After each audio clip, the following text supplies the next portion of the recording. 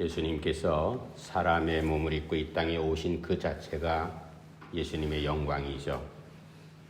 삼위일체 되신 하나님, 그 하나님 자체가 영광이고, 그리고 영광 되신 그 하나님께서 사람들에게 하나님의 일을 나타나실 때 그것을 사람들은 하나님의 영광을 입었다, 하나님의 영광이 나타났다, 그리고 그 영광을 하나님께 돌린다, 그렇게 고백합니다.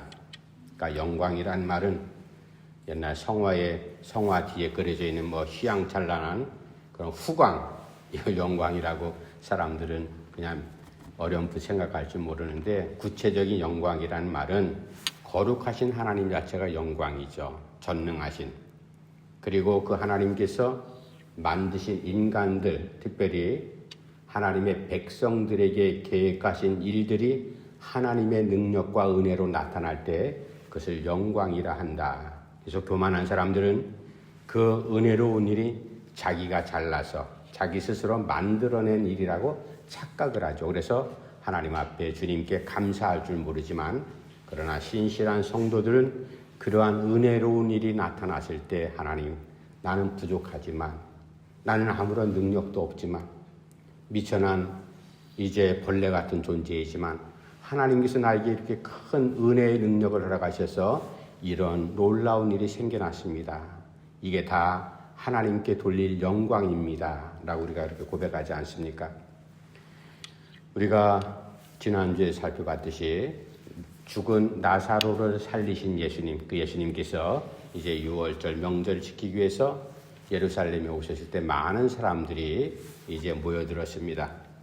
나사로도 구경하고, 그리고 나사로를 죽음에서 살리신 예수님도 구경하고, 만나 뵙기 위해서 찾아온 신실한 믿음의 사람들도 있었지만, 그러나 우리가 계속 요한복음을 보면 처음부터 마지막까지 예수님을 반대한 고약한 무리들은 언제나 늘 항상 있었다는 사실을 우리가 알 수가 있습니다.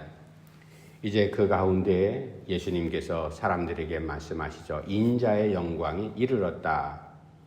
지난주 우리가 살펴본 말씀은 종려주일, 예수님께서 어린 나귀를 타시고 예루살렘에 입성하시는 이스라엘의 왕으로 오신 그분의 통치하고 모습이 너무나 초라했죠. 유대인들이, 이스라엘 백성들이 바랐던 이스라엘의 왕으로 오시는 그 메시아는 정말로 웅장하고 물리적인 무슨 큰 변혁이 일어나는 가운데 임하는 왕으로, 적어도 그 왕이 올 때는 로마 정부에 맞서서 물리적으로 전쟁을 치른다든지 기적을 일으켜서 뭔가 확 사회를, 나라를 변혁시키는 그런 물리적인 왕으로 생각을 했어요. 그 가운데 일말에 이 사람들이 관심을 갖고 있었던 게, 아마 사람들이 메시아는 맞는 것 같은데 특별한 어떤 이적, 그 가운데 하나가 바로 예루살렘에 입성하기 전에 베다니 동네에 있던 나사로, 죽은 나사로를 살리신 그 기적에 사람들이 아마 많이 관심을 가졌던 것 같아요. 저분 정도면, 죽은 자도 살리는 그런 능력을 보유한 메시아라면 우리가 하나님께서 보내시기로 했던 그 메시아 우리가 기대해 볼 만도 하다. 아마 사람들은 그런 착각 속에서 예수님을 그렇게 호산나 호산나 우리를 구원하소서, 나무가지를 흔들면서 예수님을 왕으로 이렇게 영접하지 않았나. 물론 그 호산나 부르며 이스라엘의 왕으로 오시는 분은 이미 구약 성경에 예언된 대로 그것을 이제 성취하기 위한 그 말씀을 이루기 위해서 예수님께서 어린 나귀를 타고 입성하시는 모습이었습니다. 이제 그 예수님께서 오늘 본문 말씀 20절부터 25절까지 둘러선 사람들에게 인자의 영광, 예수님의 영광이 이제 나에게 일어난다. 그렇다면 그 예수님의 영광이 무엇일까? 제가 서두에 말씀드렸듯이 예수님께서 사람의 몸을 입고 이 땅에 오신 성육신의 사건이 바로 예수님의 영광 그 자체이거든요. 그래서 예수님께서 탄생하실 때 들판에 있는 목자들에게 너희는 말구 위에 태어난 왕으로 오신 아기 예수께 경배하라. 그때 천군 천사들이 갑자기 어떻게 합니까? 지극히 높은 하나님께는 영광이요 땅에는 기쁨을 입은 사람들 가운데 평화로다. 그러니까 영광 되신 예수님께서 이 땅에 오심은 평화를 이루기 위해서. 조금 더 구체적으로 말씀드리면 하나님의 구체적인 사랑의 실천이 사람의 몸을 입고 이 땅에 오신 그 사건이었죠. 그리고 그 사건은 마지막 우리가 알고 있듯이 십자가 대속의 죽음, 그 클라이막스였고 그 대속의 죽음으로 말미암아 사람들에게 평화를 주신다. 평화를 이루신다. 하나님과 단절된 관계를 화해시키고 다시 회복시키시는. 그러니까 당시에 유대 백성들이나 아마 초대교인들도 아마 그게 무슨 의미인지 잘 몰랐을 것 같아요. 우리는 지금 당장 먹고 사는 게 시급한 문제고 절박한 상황인데 무슨 철학적인 얘기 같은 것을 하실까? 그러나 시간이 지나면서 진실한 성도들은 그 뜻의 의미를 알게 되었죠. 대속의 죽음이라는 건 죄값은 죽음이고 그 죽음의 문제로 인해서 우리가 영벌의 죽음 가운데 그냥 생이 끝나버린다.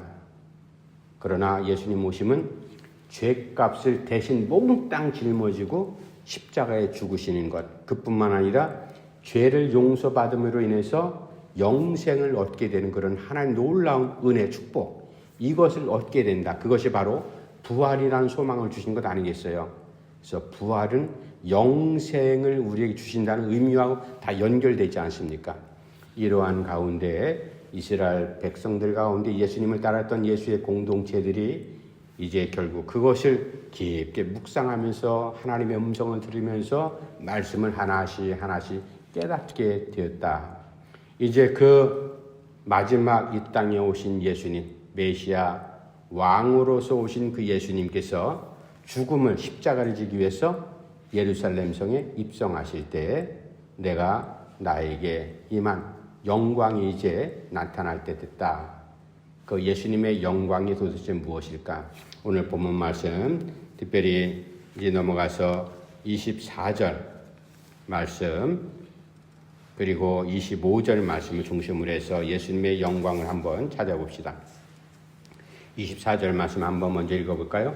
24절 시작.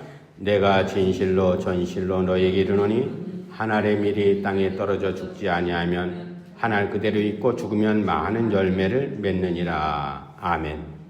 첫 번째 예수님의 영광은 한 알의 밀이 죽는 영광. 예수님께서 비유로 말씀하신 거죠. 농사 짓는 그리고 농경사회에 사는 사람들, 모든 사람들이 다 상식적으로 알고 있듯이 무언가 식물이 자라나기 위해서는 씨앗이 땅에 떨어져서 그것이 썩고 발화가 돼야지 자라나서 거기에 열매 맺는 것은 이건 하나님 주신 자연의 법칙 아니겠습니까? 그러니까 한 알의 밀, 그러니까 우리가 먹는 그 당시에 대부분 나라들은 밀 수확이 상당히 많이 있죠.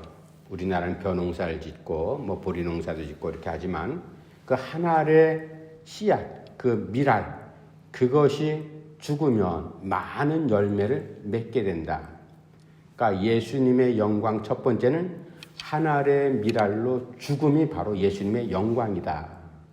죽음하고 영광하고 전혀 상반되는 그런 개념 아니겠어요? 죽음이 어떻게 영광이 될 수 있을까? 살아나는 것이 영광이지, 건강한 것이 영광이지, 어떻게 죽음이 영광이란 말인가? 그러니까 유대인들이 예수님을 반대하는 사람들은 그 의미를 들으려고도 하지도 않고 생각하지도 않고 묵상하지도 않았어요. 우리가 그 부분에 대해서 우리하고 한번 연결해 생각해야 될 겁니다.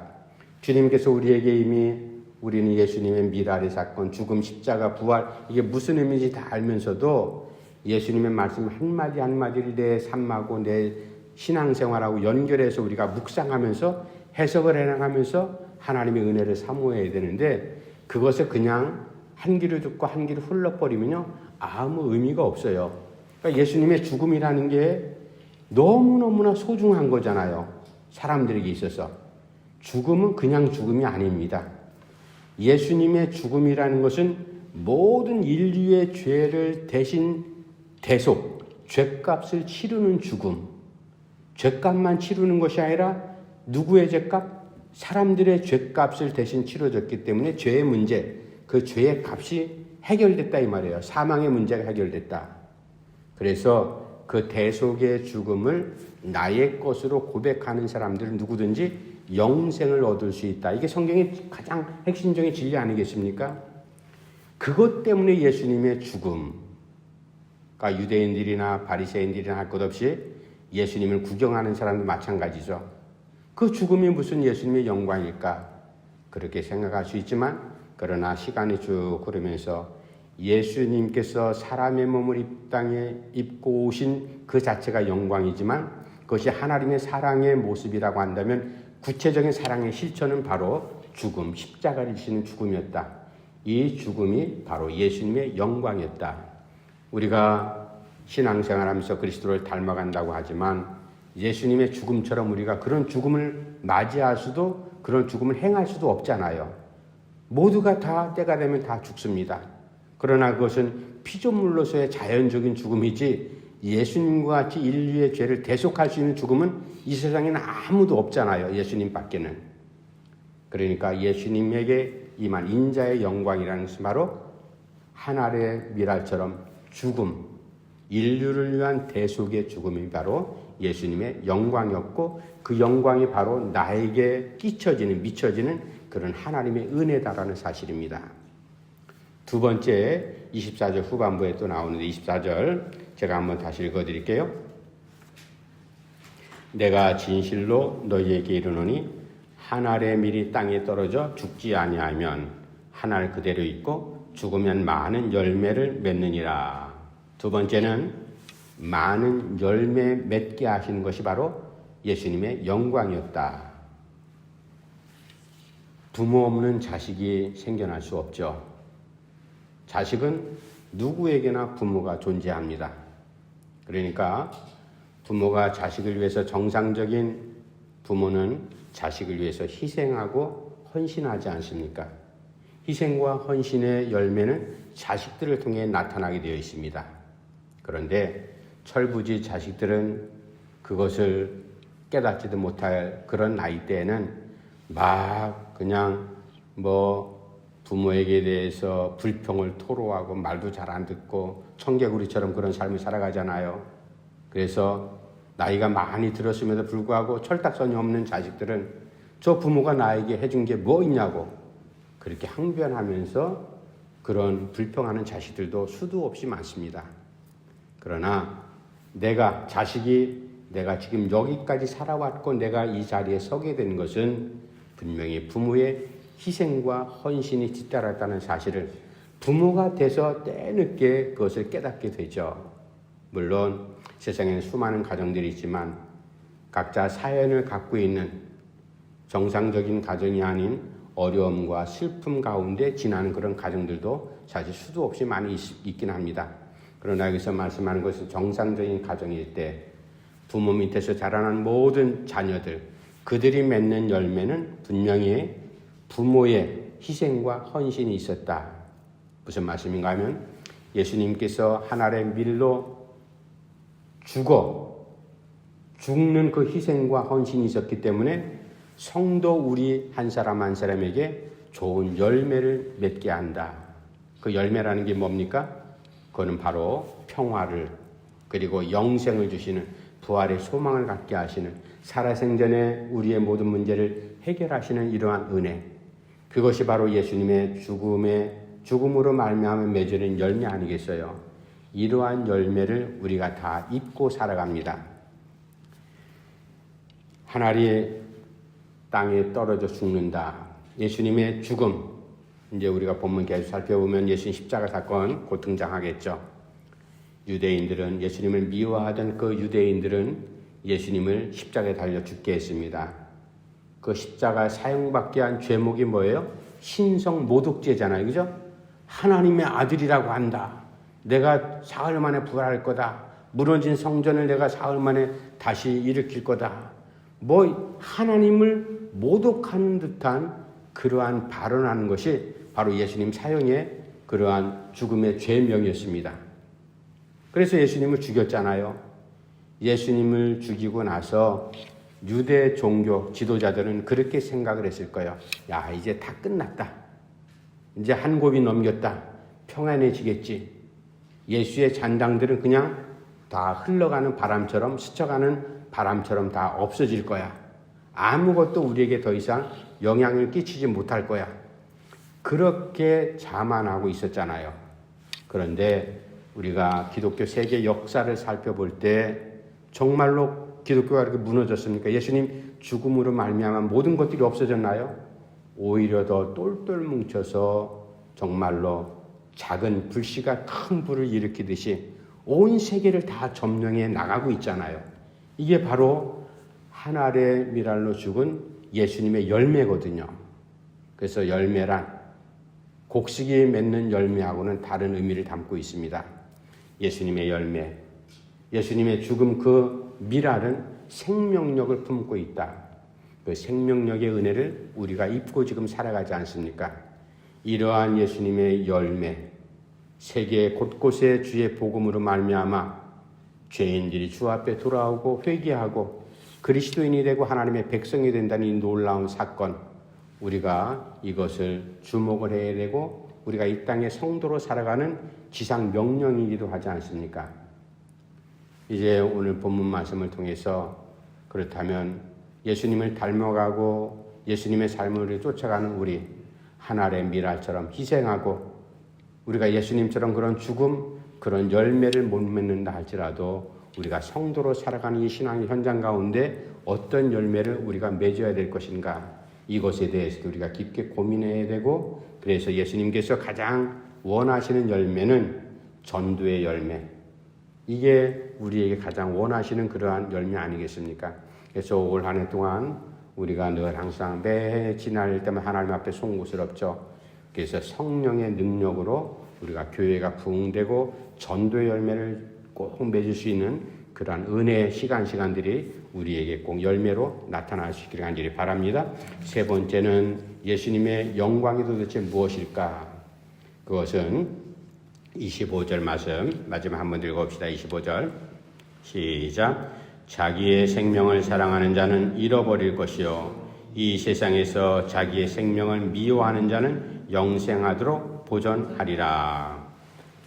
성도들에게 영생하도록 하는 것을 보존하게 하시는 바로 예수님의 영광. 가룟 유다가 그렇게 배신하리라고 누가 생각을 했겠어요?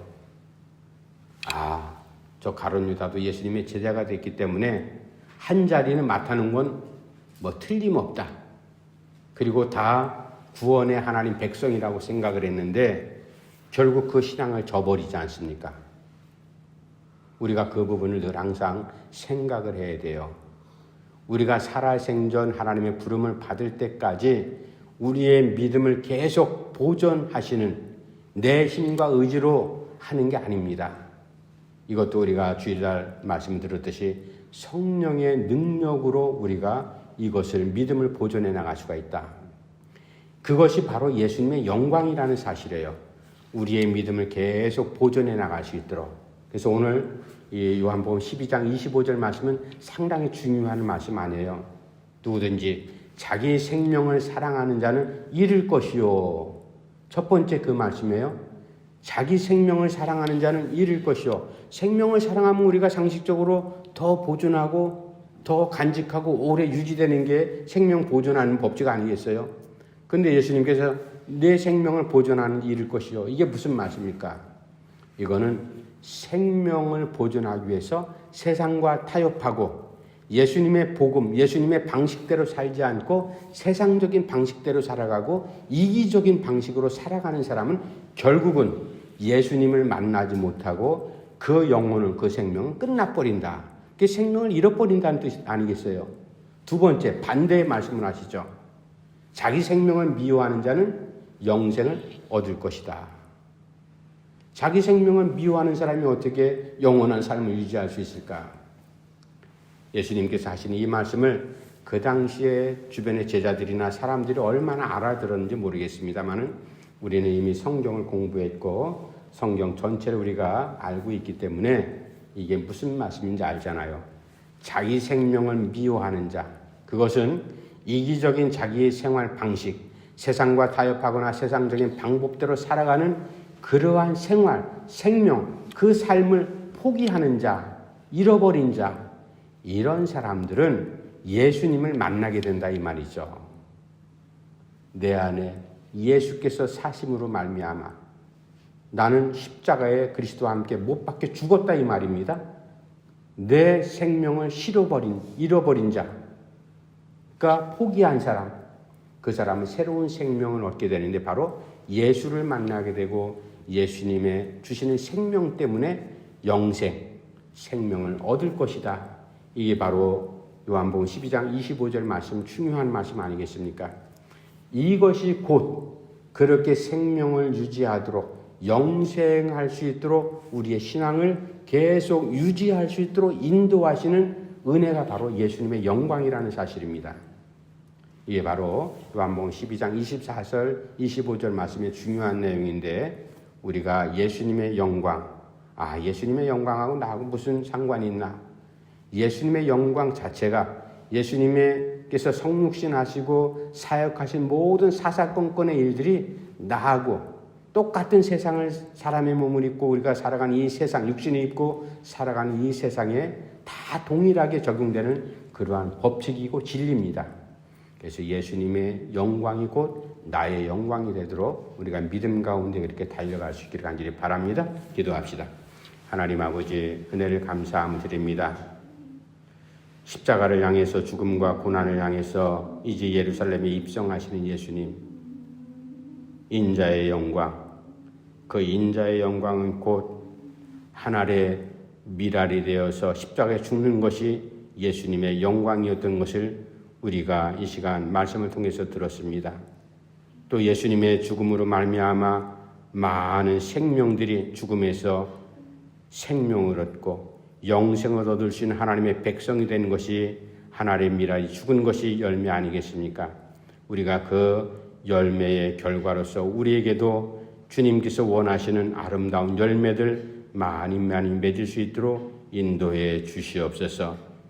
그리고 우리를 믿음을 끝까지 지켜나가서 영생하도록 우리를 보존하시는 것이 바로 예수님의 영광이라는 사실, 예수님의 은혜, 예수님의 인도하심, 예수님의 도우심, 이러한 가운데 우리가 믿음 잃지 않고 끝까지 완주할 수 있는 신앙의 경주자들이 될 수 있도록 주께서 꼭 붙잡아 주시옵소서. 예수님의 이름으로 간절히 기도하옵나이다. 아멘.